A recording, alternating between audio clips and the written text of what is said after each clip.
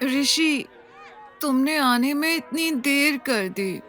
नव्या ने नशे में लड़खड़ाती आवाज में कहा। चंडीगढ़ के सबसे बड़े होटल में आज नव्या की बैचलरेट पार्टी थी। पिंक गाउन में खुले बालों के साथ लेटी नव्या अपने प्यार का नाम ले रही थी। ऋषि, उसे महसूस हुआ कि ऋषि की उंगलियां उसके बालों में घूम रही हैं। कुछ देर बाद उसकी आंखें पूरी तरह से बंद हो गईं और वो कब सो गई उसे पता भी नहीं चला। अगली सुबह जब रूम की डोर बेल बजी तो नव्या ने नींद भरी आवाज में कहा, ऋषि, देखो ना दरवाजे पर कौन है। नव्या का सिर इतना भारी था कि उसकी उठने की हिम्मत नहीं हो रही थी। अगले ही पल फिर से डोरबेल की आवाज आई। लगातार डोरबेल बजने की वजह से नव्या ने अपनी आंखें खोली। तभी अचानक से नव्या का ध्यान सामने पड़े कपड़ों पर गया। खुद की और कमरे की अस्त व्यस्त हालत देखकर नव्या ने घबराकर खुद से कहा, मैं यहाँ कल रात ऋषि के साथ। उसे याद आया कि शादी तक वो ऋषि के साथ कुछ नहीं करना चाहती थी, लेकिन कल रात वो खुद को रोक नहीं पाई। उसने अपना सिर पकड़ा और फिर से कहा, ऋषि, कहाँ हो तुम? देखो दरवाजे पर कौन है। कुछ देर तक उसने ऋषि का इंतजार किया, पर जब वो नहीं आया तो नव्या खुद ही दरवाजा खोलने के लिए उठ गई। जैसे ही उसने दरवाजा खोला, उसके पैर लड़खड़ा गए। ऋषि को अपने सामने खड़ा देखकर उसके होश उड़ गए और उसके मुंह से निकला, तुम बाहर क्या कर रहे हो? नव्या को समझ नहीं आ रहा था कि अगर ऋषि उसके सामने खड़ा था तो कल रात उसके साथ कमरे में कौन था। वो फटी हुई आंखों से ऋषि को देखे जा रही थी, जो हाथ में बुके लिए उसके सामने खड़ा था। ये तुम्हारी क्या हालत है नव्या? आई थॉट तुम्हारी बैचलरेट पार्टी खत्म हो गई है तो हम लंच के लिए बाहर चलें, पर तुम। इतना कहकर ऋषि कमरे के अंदर आ गया। नव्या की सांसें डर के कारण तेज चल रही थीं। ऋषि बिस्तर की हालत और उस पर पड़ी एक जेंट्स टाई देखकर समझ गया था कि कल रात क्या हुआ होगा। तुम कल रात? इससे पहले कि नव्या कुछ कहती, ऋषि ने गुस्से में बुके नव्या के मुंह पर फेंक दिया। Don't you dare! अपनी जुबान से मेरा नाम भी मत लेना। ऋषि ने गुस्से में तमतमाते हुए कहा। उसकी आंखों से मानो आग बरस रही थी। 2 दिन में हमारी शादी है और तुम यहाँ किसी और के साथ? धोखेबाज! ऋषि ने कहा और वहां से पैर पटकते हुए बाहर निकल गया। नव्या चिल्लाते हुए उसके पीछे भागी। ऋषि, मेरी बात सुनो, मेरा यकीन करो, मैंने कुछ गलत नहीं किया है। जरूर कोई गलतफहमी हुई है ऋषि।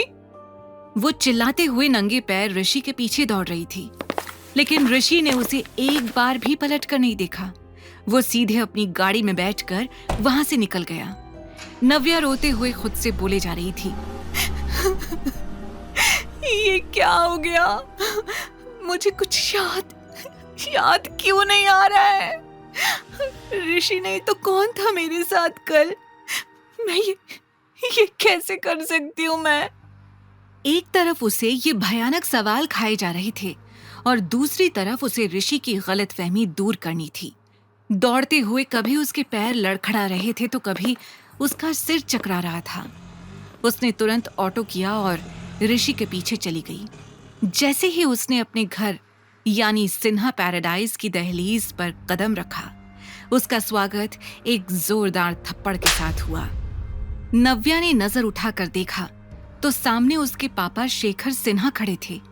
बेशर्म, मुझे शर्म आ रही है ये कहने में कि तुम मेरी बेटी हो, शेखर ने गुस्से में चिल्लाते हुए कहा।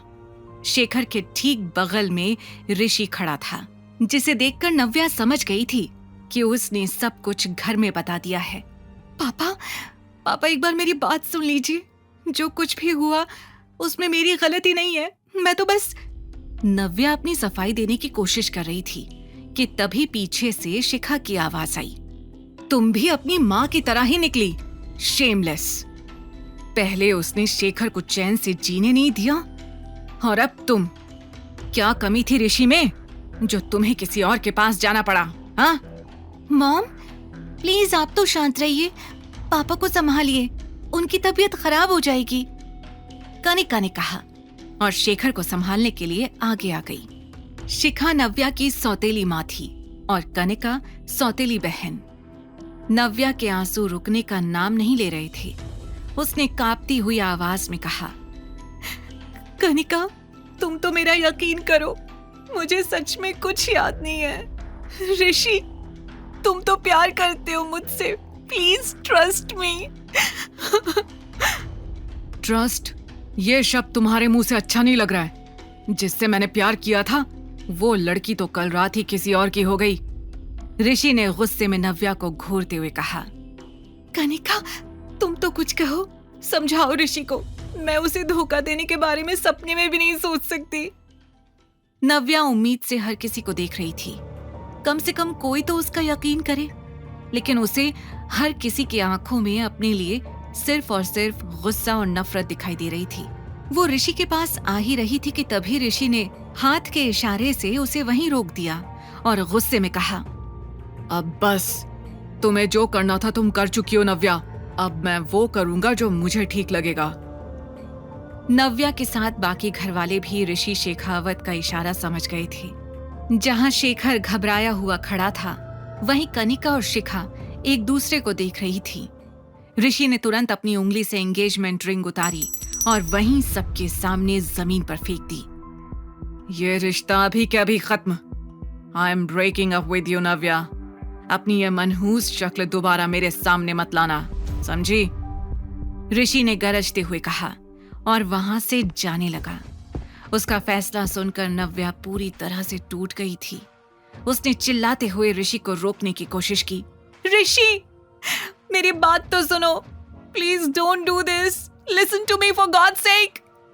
वो ऋषि को रोकने के लिए उसके पीछे जाने ही वाली थी कि तभी शेखर ने उसका हाथ पकड़ लिया। खबरदार, जो उसके पीछे जाने की कोशिश भी की तो अब उससे जो भी कहूंगा मैं कहूंगा। आज जो तुमने किया है उसकी वजह से हम सबकी जिंदगी बर्बाद हो गई है। शेखर ने नव्या को घूरते हुए कहा और ऋषि के पीछे आवाज लगाते हुए चला गया। ऋषि बेटा, मेरी बात तो सुनो। नव्या का रो रो कर बुरा हाल हो गया था। शेखर के जाते ही शिखा और कनिका एक दूसरे को देखकर मुस्कुरा रही थीं और उसके बाद शिखा भी शेखर के पीछे चली गई। नव्या रोते हुए जमीन पर गिर गई। उसे यकीन नहीं हो रहा था कि एक ही रात में उसकी पूरी दुनिया बदल गई थी। कल तक वो जिस लड़के के साथ जिंदगी बिताने के सपने देख रही थी, वो उसके सारे सपने तोड़कर चला गया था। उसकी एक एक उम्मीद टूट चुकी थी। मैंने कुछ नहीं किया, कोई तो मेरा यकीन करो, मुझे सच में कुछ याद नहीं है। मुझे सच में लगा कि मैं ऋषि के साथ हूँ। नव्या रोते हुए बोले जा रही थी। तभी उसने देखा कि कनिका अब भी उसके पास खड़ी थी। वो तुरंत उठकर कनिका के पास गई और बड़ी उम्मीद के साथ उसने कहा, कनिका, तुम तो मेरा यकीन करो, मैं प्यार करती हूँ ऋषि से। तुम पापा को समझाओ, पापा ऋषि को समझाएंगे तो वो जरूर समझ जाएगा। नव्या कनिका से अपने प्यार को पाने की गुहार लगाई जा रही थी, लेकिन कनिका एकटक नव्या को देखे जा रही थी।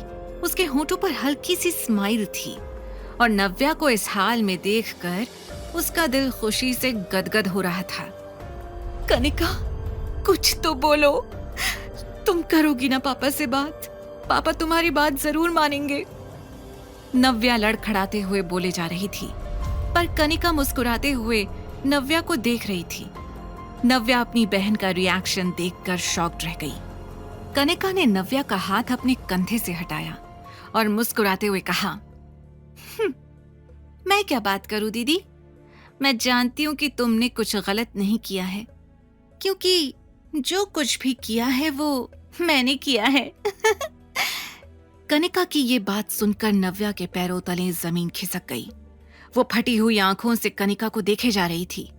इससे पहले कि नव्या कुछ पूछ पाती, कनिका ने बड़ी चालाकी से कहा, हाँ, बिल्कुल सही सुना आपने, ये सब कुछ मैंने ही किया है। कल रात जिस कमरे में तुम थी, वहां ऋषि नहीं, कोई और था। पर ये मत पूछना कि कौन, क्योंकि ये मैं भी नहीं जानती। इतना कहकर कनिका जोर जोर से हंसने लगी। मैंने ये सब इसलिए किया क्योंकि मुझे ऋषि से शादी करनी है। कनिका ने मुस्कुराकर नव्या को आंख मारते हुए कहा। नव्या ये बर्दाश्त नहीं कर पाई। उसने चिल्लाते हुए कनिका का कॉलर पकड़ लिया और कहा, हाउ डेयर यू! तुम ऐसा सोच भी कैसे सकती हो? हाँ? कनिका को अपनी बड़ी बहन की तड़प देखकर खुशी मिल रही थी। उसने बड़े प्यार से नव्या का हाथ अपने कॉलर से हटाया और हंसकर कहा, मैं ऐसा सिर्फ सोच नहीं सकती, कर भी सकती हूँ। और देखो, मैंने जो सोचा वो करके दिखा दिया। ऋषि को हमेशा हमेशा के लिए तुमसे दूर कर दिया। अब वो जिंदगी भर कुंवारा रह लेगा, लेकिन तुम्हारी तरफ पलटकर कभी नहीं देखेगा।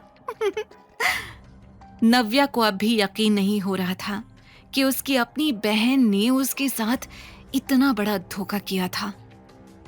बचपन से तुम्हें हर चीज मुझसे अच्छी मिली है, कपड़े, गैजेट्स, एजुकेशन, सब कुछ।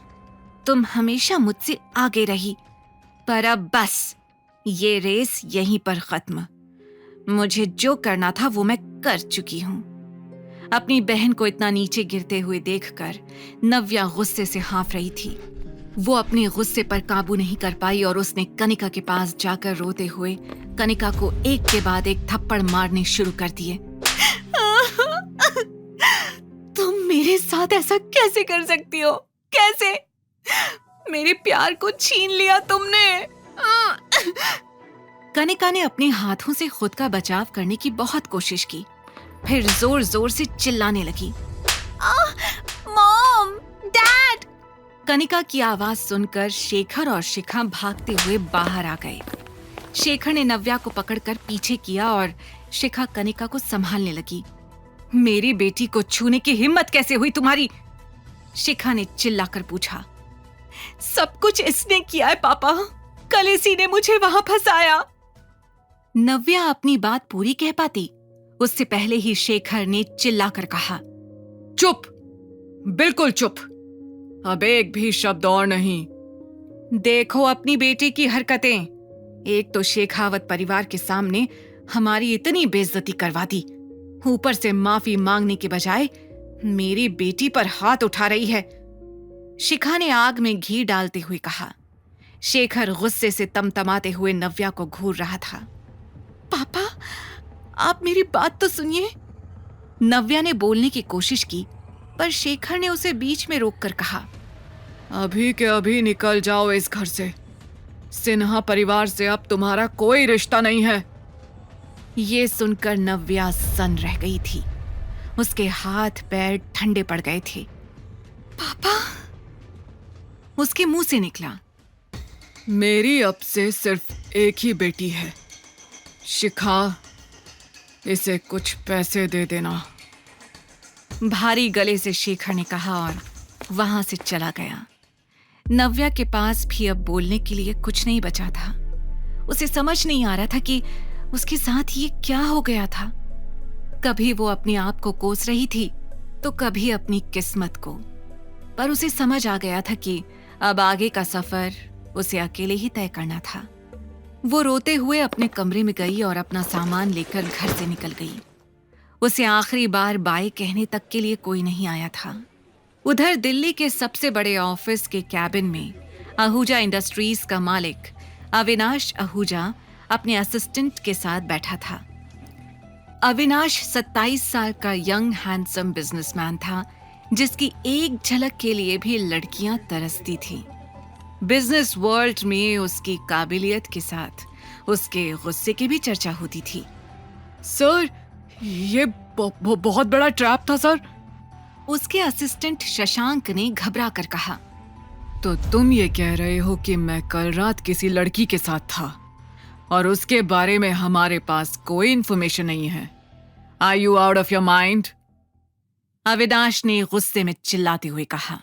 शशांक ने डर से कांपते हुए कहा, सॉरी सर, हमने बहुत कोशिश की सर, लेकिन हम लड़की का चेहरा नहीं देख पाए। आगे की तरफ के सारे सीसीटीवी बंद हैं। सिर्फ ये दिखाई दिया कि एक लड़की ने दूसरी लड़की को आपके कमरे में भेजा था। इतना कहकर शशांक ने अविनाश को सीसीटीवी वीडियो दिखाया जिसमें सब कुछ पीछे से दिख रहा था। अविनाश सीसीटीवी वीडियो देखकर शॉक्ड था। कुछ देर सोचने के बाद उसने कहा, उस होटल से सारे एविडेंस मिटा दो। किसी को पता नहीं चलना चाहिए कि कल रात मैं वहां था। अगर मीडिया में यह खबर फैल गई तो मेरी रेप्यूटेशन के लिए बिल्कुल ठीक नहीं होगा। शशांक ने तुरंत हाँ में सिर हिलाया और अपने काम के लिए तेजी से निकल गया। अविनाश और शशांक ने उस लड़की की आइडेंटिटी पता करने की बहुत कोशिश की जो उस रात अविनाश के साथ थी, लेकिन उनके हाथ कुछ भी नहीं आया था। इस बात को 6 साल बीत चुके थे। नव्या और अविनाश दोनों ही इस बात से अनजान थे कि उस रात वो किसके साथ थे। दोनों ही अपनी अपनी जिंदगी में आगे बढ़ चुके थे। 6 साल तक नव्या ने काफी परेशानियां झेली, पर उसके साथ एक ऐसी खुशी थी जिसने उसकी हर मुश्किल को आसान कर दिया था। उसने अब अकेले उस खुशी के साथ जीना सीख लिया था। पर आज कई सालों के बाद उसके फोन पर एक कॉल आया। जैसे ही उसने फोन उठाकर आवाज सुनी, वो दंग रह गई। ये कॉल किसी और का नहीं बल्कि शेखर का था। नव्या, अभी के अभी चंडीगढ़ वापस आ जाओ, शेखर ने सीरियस आवाज में कहा। आखिर क्यों बुलाया था शेखर ने इतने सालों के बाद नव्या को वापस? कौन सा सहारा था नव्या के जीवन में? 6 साल पहले हुए हादसे के बाद नव्या से उसका सब कुछ छिन गया था। वो चंडीगढ़ से बेंगलुरु आ गई थी।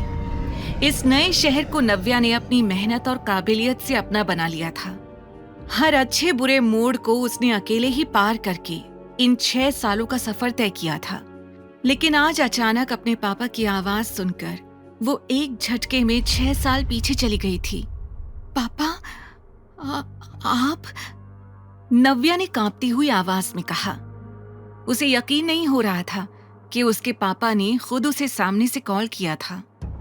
नव्या, तुम्हें चंडीगढ़ आना है, जल्द से जल्द टिकट कराओ, शेखर ने अपनी कड़ी आवाज में कहा। उसकी आवाज में ना कोई भाव था और ना ही किसी तरह की एक्साइटमेंट। नव्या को अपने कानों पर यकीन नहीं हो रहा था कि वो अपने पापा की आवाज सुन रही थी। पापा, आप मुझे सच में बुला रहे हैं? नव्या इतनी इमोशनल हो गई थी कि उसका गला भर आया था। जितना कहा है उतना करो, इतना कहकर शेखर ने फोन काट दिया। हेलो पापा। नव्या अपनी ऑफिस चेयर से उठकर खड़ी हो गई थी। उसके हाथ कांप रहे थे और उसकी आंखें नम थी। उसे कुछ भी समझ नहीं आ रहा था। वो खुद से ही बातें किए जा रही थी। पापा ने मुझे कॉल किया इतनी साल बाद। वो मुझे सच में वापस बुलाना चाहते हैं। कभी उसे ये बात सोचकर खुशी हो रही थी तो कभी कंफ्यूजन। पर क्यों? वो बता क्यों नहीं रहे हैं? कोई सरप्राइज है क्या? एक बार फिर से पूछती हूँ। नव्या ने ये सोचकर फिर से उसी नंबर पर कॉल किया, लेकिन शेखर का नंबर बंद आ रहा था। नव्या को कुछ समझ नहीं आ रहा था। पापा ने मुझे वापस बुलाया है। मैं अपने घर जा सकती हूँ। हो सकता है वो मुझे माफ कर दें। वो इतनी एक्साइटेड थी कि उसने अपने ऑफिस से छुट्टी ली और तुरंत वहां से निकल गई। कुछ घंटों बाद वो बेंगलुरु एयरपोर्ट पर चेक इन कर रही थी। वो इतनी एक्साइटेड थी कि उससे अब एक दिन भी इंतजार नहीं हो रहा था। वो अपने पापा के एक बुलावे पर दौड़ी चली जा रही थी, सिर्फ इस उम्मीद में कि शायद अब उनका रिश्ता फिर से पहले जैसा हो जाए। वो कुछ फॉर्मेलिटीज कर ही रही थी कि तभी पीछे से जोर की आवाज आई, मम्मा। ये आवाज किसी और की नहीं बल्कि आरव की थी। आरव नव्या का 5 साल का बेटा था। 6 साल पहले जो कुछ हुआ उसके बाद नव्या ने अपना शहर छोड़ दिया था, लेकिन उस रात की याद उसकी जिंदगी से कभी भी दूर नहीं हुई थी। बेंगलुरु शिफ्ट होने के कुछ ही दिनों बाद उसे पता चला कि वो प्रेग्नेंट है। आरव, कम हियर, नव्या ने प्यार से अपने बेटे को पास बुलाते हुए कहा। गोरा रंग, घुंघराले बाल, भूरी आंखें और चुलबुले स्वभाव से आरव हर किसी का दिल जीत लेता था। वो दौड़ते हुए नव्या के पास आया और उसने चिल्लाते हुए कहा। मम्मा जल्दी चलो, वो देखो फ्लाइट जा रही है, हम यहीं रह जाएंगे। नव्या ने सामने देखा तो रनवे से दूसरी फ्लाइट्स निकल रही थी। उसे आरव की बात सुनकर हंसी आ गई। आरव बेटा, वो हमारी फ्लाइट नहीं है, हम 1 घंटे बाद निकलेंगे, नव्या ने समझाया। और अगर हमारी फ्लाइट छूट गई तो? आरव ने बड़ी मासूमियत से पूछा। तो कुछ नहीं, हम पैदल चले जाएंगे, नव्या ने आरव को चिढ़ाते हुए कहा। रिसेप्शन पर खड़ी सर्विस असिस्टेंट भी नव्या और आरव की बातें सुनकर हंस रही थी। बहुत प्यारा बेटा है आपका, सर्विस असिस्टेंट ने कहा और नव्या को उसका बोर्डिंग पास पकड़ा दिया। नव्या आरव का हाथ पकड़कर जैसे ही घूमी, सामने एक आदमी से लड़ गई। ओह, आई एम सो सॉरी, कहते हुए नव्या ने जैसे ही ऊपर देखा तो उसके सामने एक 6 फुट का आदमी खड़ा था। घने काले बाल, हल्की दाढ़ी, गोरा रंग, ऊपर से ब्लैक सूट। नव्या को ये इंसान किसी सेलिब्रिटी से कम नहीं लग रहा था, पर वो ये नहीं जानती थी कि ये इंसान कोई और नहीं बल्कि अविनाश आहूजा है। उसके पीछे जिस तरह से बॉडीगार्ड्स की लाइन लगी हुई थी, वो समझ गई थी कि ये जरूर कोई बड़ा आदमी होगा। उसने और अविनाश ने एक दूसरे को देखा, लेकिन वो एक दूसरे को पहचान नहीं पाए। वो नहीं जानते थे कि 6 साल पहले जो होटल रूम में साथ थे, आज उन्हें किस्मत ने फिर से सामने लाकर खड़ा कर दिया था। नव्या ने तुरंत आरव का हाथ पकड़ा और वहां से जाने लगी। तभी शशांक यानी अविनाश के असिस्टेंट की आवाज आई। मुझे सर की फ्लाइट चेंज करवानी है। ये बात सुनकर रिसेप्शनिस्ट थोड़ी कंफ्यूज हो गई। तभी शशांक ने आगे कहा, इस लेडी को भी आपने बिजनेस क्लास का टिकट दे दिया है। सर बिजनेस क्लास से जाते हैं ताकि उन्हें कोई डिस्टरबेंस ना हो, वो बच्चे का शोर सुनते हुए ट्रैवल नहीं कर सकते। ये बात सुनते ही नव्या के कदम रुक गए। या तो इस लेडी का क्लास चेंज करो या तो सर की फ्लाइट चेंज करो।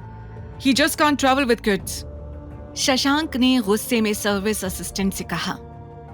ये सुनकर नव्या गुस्से में आरव का हाथ पकड़कर रिसेप्शन के पास वापस आई और उसने अविनाश को घूरते हुए देखा।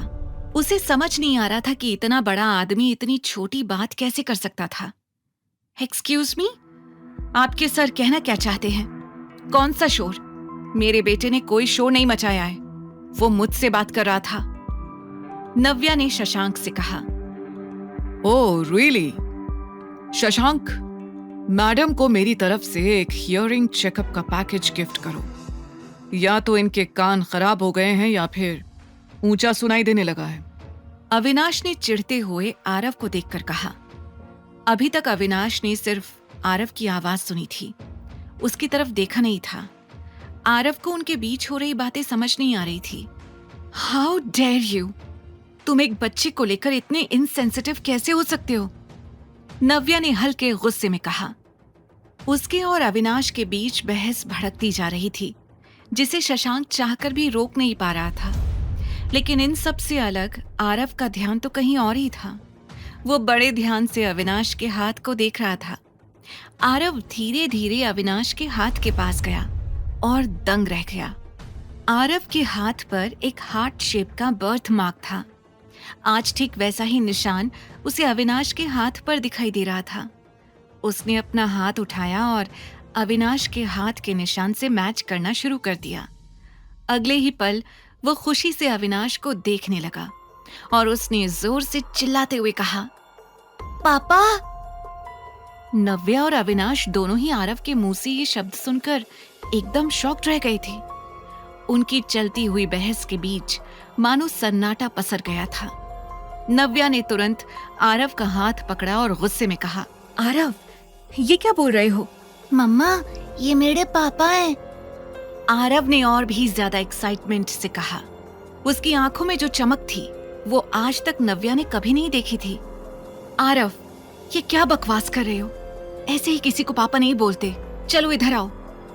नव्या ने आरव का हाथ पकड़कर अपनी तरफ खींचने की कोशिश की, लेकिन दूसरे हाथ से आरव ने अविनाश का हाथ पकड़ा हुआ था। अविनाश एकटक आरव को देख रहा था। ना जाने क्यों उसके मुंह से पापा शब्द सुनकर अविनाश को एक अजीब सी फीलिंग हो रही थी। ऐसी फीलिंग जो उसे पहले कभी नहीं हुई थी। अरे मैं ऐसे नहीं कह रहा हूँ, ये देखो, इनके और मेरे हाथ में एक जैसा निशान है। ये सबके हाथ में थोड़ी होता है। तो हुए ना ये मेरे पापा। आरव ने बड़ी मासूमियत से अपना और अविनाश का हाथ आगे कर दिया। एक जैसा निशान देखकर अविनाश और नव्या भी हैरान रह गए। जहां अविनाश के दिल पर आरव की मासूमियत छप गई थी, वहीं नव्या ने तुरंत आरव के हाथ से अविनाश का हाथ छुड़ाया और उसे अपनी तरफ कर लिया। आरव, एक निशान हाथ में होने से कोई आपका पापा नहीं हो जाता, नव्या ने आरव को समझाया। पर उसी बीच शशांक जोर से हंसने लगा और कहा, सीरियसली, ये पूरी फैमिली ही फनी है। अविनाश उसकी बात सुन तो रहा था, लेकिन उसे इस बात पर हंसी नहीं आ रही थी। उसे ऐसा लग रहा था जैसे आरव को सच में अपने पापा की कमी महसूस होती है। तभी एक निशान देखकर उसने पापा शब्द कह दिया था और पता नहीं क्यों उसका आरव का दिल तोड़ने का मन नहीं कर रहा था। पर मम्मा, ये सच में मेरे पापा हैं। आरव ने जिद में नव्या से कहा, आरव, इनफ, बहुत हुआ मजाक, चलो अब।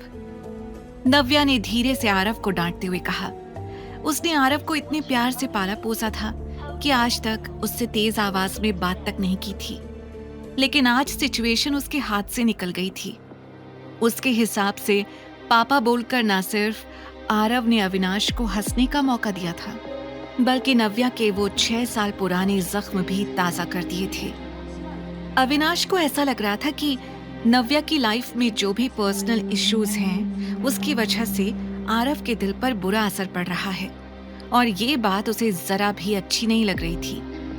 नव्या परेशान होकर सब कुछ संभाल ही रही थी कि तभी अविनाश ने उसे टॉन्ट मारते हुए कहा, जब बच्चा संभाला नहीं जाता तो पैदा क्यों किया? इंडिपेंडेंट होने के नाम पर सिंगल पेरेंट बन तो जाते हैं, पर बच्चे पर इसका असर क्या होगा ये कभी नहीं सोचते। इडियट। ये बात नव्या को बहुत बुरी लगी। आज किसी ने उसकी पेरेंटिंग पर सवाल उठा दिया था जो उसे बिल्कुल बर्दाश्त नहीं था। उसने गुस्से से आरव के हाथ में पकड़ा हुआ पानी का ग्लास ले लिया और वहीं सबके सामने पानी अविनाश के मुंह पर फेंक दिया। सर्विस असिस्टेंट का मुंह खुला का खुला रह गया था। अविनाश की टाई, शर्ट, कोट सब कुछ गीला हो गया था। तुम्हारी हिम्मत कैसे हुई? शशांक अविनाश की हालत देखकर नव्या पर बरसने वाला था, लेकिन अविनाश ने उसे हाथ दिखाकर रोक दिया। नव्या उसे घूर रही थी और वो नव्या को। इससे पहले कि वो कुछ कहता, नव्या ने आरव का हाथ पकड़ा और वहां से गुस्से में निकल गई। अविनाश को यकीन नहीं हो रहा था कि आज किसी लड़की ने उसके मुंह पर पानी फेंका था। आज तक लड़कियां सिर्फ उसके आगे पीछे घूमती रहती थीं, सिर झुकाकर उसका हर हुक्म मानती आई थी। आज पहली बार किसी लड़की ने आंख उठाकर अविनाश आहूजा की आंखों में देखा था। वो समझ गया था कि ये लड़की दूसरी लड़कियों से बिल्कुल अलग है। पहले आरव का मासूम चेहरा और अब नव्या की तेज तरार हरकत। अविनाश ना चाहते हुए भी आरव और नव्या की तरफ खींचा चला जा रहा था। सर, दूसरी फ्लाइट अरेंज हो गई है, सर्विस असिस्टेंट ने डरी हुई आवाज में कहा। Sir, let's go. आप इस लड़की की फिक्र मत करिए, इसे तो मैं अच्छे से देख लूंगा। शशांक ने अपने रुमाल से अविनाश को पोंछते हुए कहा, पर अविनाश का ध्यान कहीं और ही था। नहीं, मुझे इसी फ्लाइट से जाना है। अब मुझे इसी लड़की के साथ ट्रैवल करना है, अविनाश ने बड़े जोश में कहा और नव्या के पीछे चला गया। ये सर को क्या हो गया है?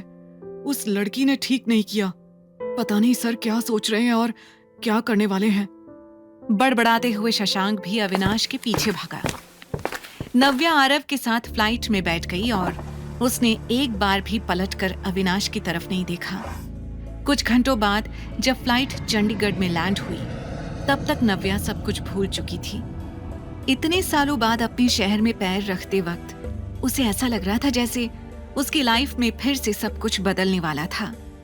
उसके अंदर एक खुशी थी अपने पापा से मिलने की, इसलिए उसकी नजरें हर तरफ शेखर को ही ढूंढ रही थी।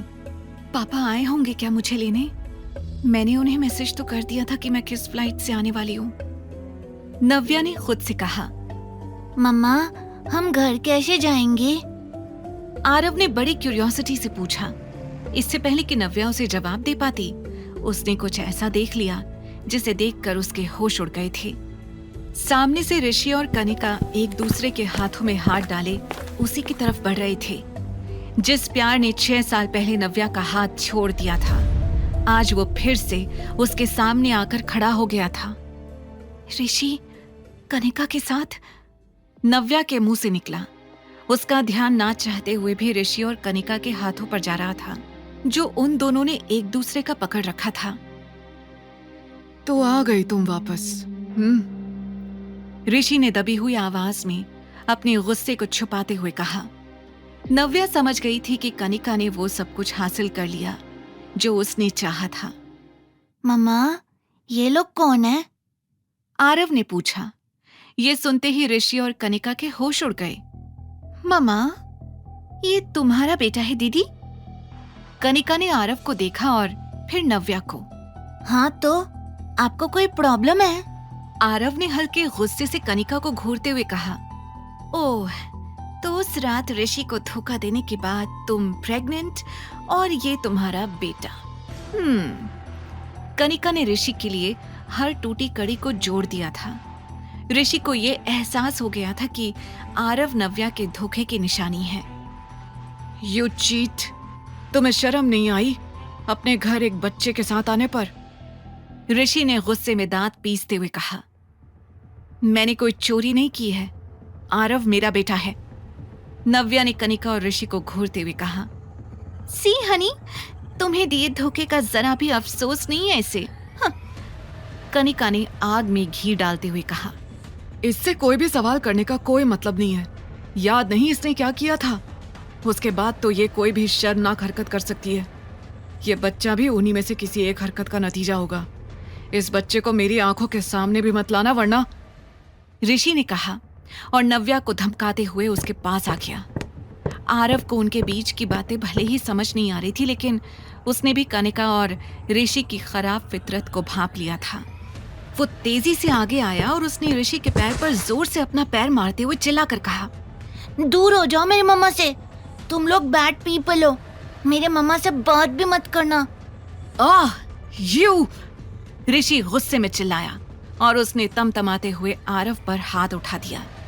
लेकिन इससे पहले कि वो हाथ आरव के गाल तक पहुंचता, उसे हवा में ही किसी ने रोक लिया।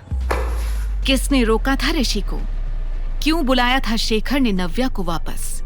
नव्या ने इस उम्मीद के साथ अपने शहर में वापस कदम रखा था कि शायद जो दुनिया 6 साल पहले उजड़ गई थी, अब उसे समेटने का टाइम आ गया है। लेकिन ऋषि और कनिका की बातें सुनकर उसे यकीन हो गया था कि वो शायद गलत थी। जैसे ही ऋषि ने आरव के ऊपर हाथ उठाया, नव्या ने उसका हाथ पकड़ लिया। मेरे बेटे को छूने की हिम्मत भी कैसे हुई तुम्हारी? इतना कहकर नव्या ने ऋषि का हाथ पीछे फेंक दिया। आरव भी बिना डरे एकटक ऋषि को घूर रहा था। दोनों माँ बेटे की हिम्मत देखकर कनिका और ऋषि को बड़ा धक्का लगा। कनिका ने सोचा था कि इतने साल अलग रहने के बाद नव्या पूरी तरह से बिखर जाएगी, पर उसने नहीं सोचा था कि एक सिंगल पेरेंट होने के बाद भी नव्या के अंदर इतनी हिम्मत होगी। Behave yourself. तुम शायद भूल रही हो कि तुम ऋषि शेखावत से बात कर रही हो। कनिका ने नव्या को घूरते हुए कहा। नो वंडर्स, ये बच्चा इतना बदतमीज क्यों है? माँ के गुण आए हैं सारे। यही सिखाया होगा तुमने। एक सिंगल मदर से और उम्मीद भी क्या की जा सकती है? ऋषि ने गुस्से में बड़बड़ाते हुए कहा। मम्मा को कुछ मत बोलो, आप गंदे हो। आरव ने गुस्से में कहा। नव्या, इसका मुंह बंद करवाओ, वरना पिछली बार तुम्हारे बेटे पर हाथ उठाया था, अब तुम पर उठा सकता हूँ। इतना कहकर वो तमतमाते हुए आरव के पास आया और नव्या ने उसे प्रोटेक्ट करते हुए पीछे कर लिया। दोनों के बीच अब तनाव बढ़ता ही जा रहा था कि तभी पीछे से एक आवाज आई। Darling, where are you? मैं कब से तुम्हें ढूंढ रहा हूँ।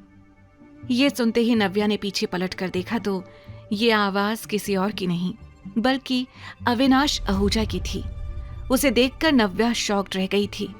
उसे लगा शायद उससे सुनने में कोई गलती हो गई थी। Who is this guy? और ये दीदी को डार्लिंग क्यों कह रहा है? कनिका ने धीरे से कहा, पर ये बात ऋषि को सुनाई दे गई थी। ऋषि भी गौर से अविनाश की ओर देख रहा था। तभी अविनाश तेजी से नव्या की तरफ आया और उसे गले लगा लिया। Hey, how are you? कहते ही अविनाश ने आरव को गोदी में उठा लिया। पापा, आप आ गए?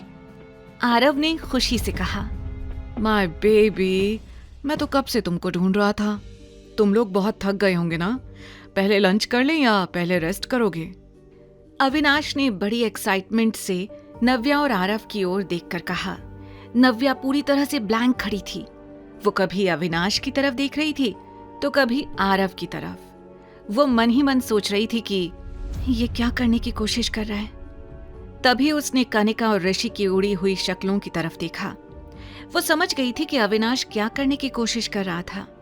उसने भी थोड़ी हेजिटेशन के साथ कहा, ओ हाँ, मैं बस तुम्हारा ही वेट कर रही थी। Let's go Honey. उसके मुंह से ये सुनकर ऋषि का दिल जल रहा था। वो बार बार अविनाश की पर्सनालिटी और उसके पीछे खड़े असिस्टेंट और गार्ड्स की तरफ देख रहा था। ये दिखने में तो बहुत रिच लग रहा है, पर इतना हैंडसम और रिच लड़का दीदी के साथ क्या कर रहा है? और ये बच्चा उसे पापा क्यों कह रहा है? मुझे तो कुछ समझ नहीं आ रहा। कनिका चिढ़ते हुए मन ही मन सोच रही थी। ऋषि भी कहना तो बहुत कुछ चाहता था, लेकिन किसी तरह से उसने अपने गुस्से को काबू में किया और अपनी मुट्ठियां बंद कर लीं। ये लोग कौन हैं? तुम जानती हो इन्हें? अविनाश ने नव्या से ऋषि और कनिका की तरफ देखते हुए पूछा। Not really. नव्या ने इतना कहकर एक ही पल में ऋषि और कनिका को उनकी जगह दिखा दी थी। चले पापा? आरव ने जोर से चिल्लाते हुए कहा। यस ऑफ कोर्स बडी। शशांक, गाड़ी निकालो। अविनाश ने ऑर्डर देते हुए कहा और नव्या का हाथ पकड़कर वहां से चला गया। नव्या ने मुड़कर भी ऋषि और कनिका की तरफ नहीं देखा। असिस्टेंट, बॉडीगार्ड्स, ये नव्या ने किससे शादी कर ली है?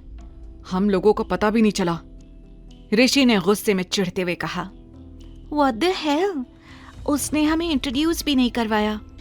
कनिका ने कहा। उन दोनों की नजरें अभी भी अविनाश और नव्या पर टिकी हुई थी। अविनाश ने नव्या और आरव को गाड़ी में बैठाया और वहां से निकल गया। जैसे ही नव्या वहां से निकली, उसने सुकून की गहरी सांस ली। इतने सालों में उसने ऋषि को भुला जरूर दिया था, लेकिन आज उसे कनिका के साथ देखकर उसके जख्म मानो ताजा हो गए थे। उसे एक अजीब सी बेचैनी हो रही थी और ये बात अविनाश उसके चेहरे पर साफ देख पा रहा था। इसलिए कुछ देर तक गाड़ी के अंदर किसी ने कुछ भी नहीं कहा।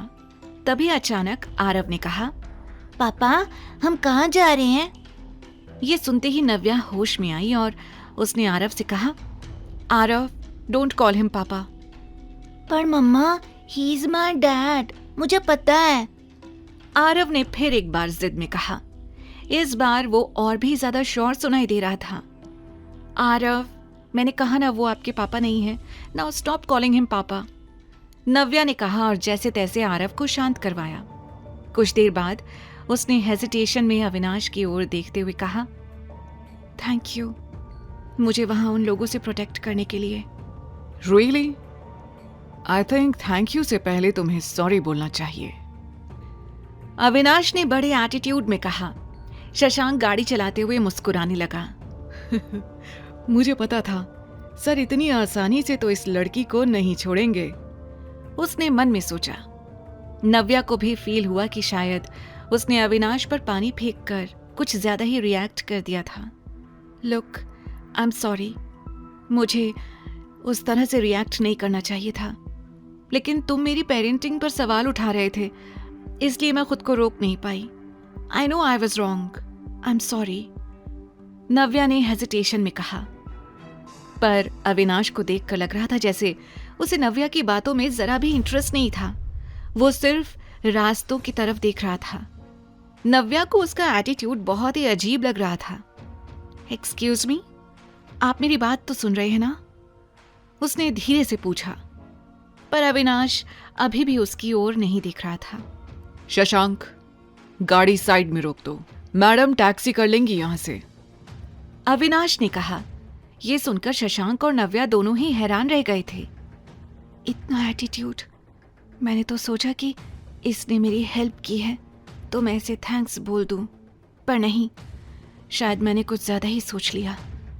नव्या ने धीरे से कहा। अब उसे भी अविनाश पर गुस्सा आ रहा था।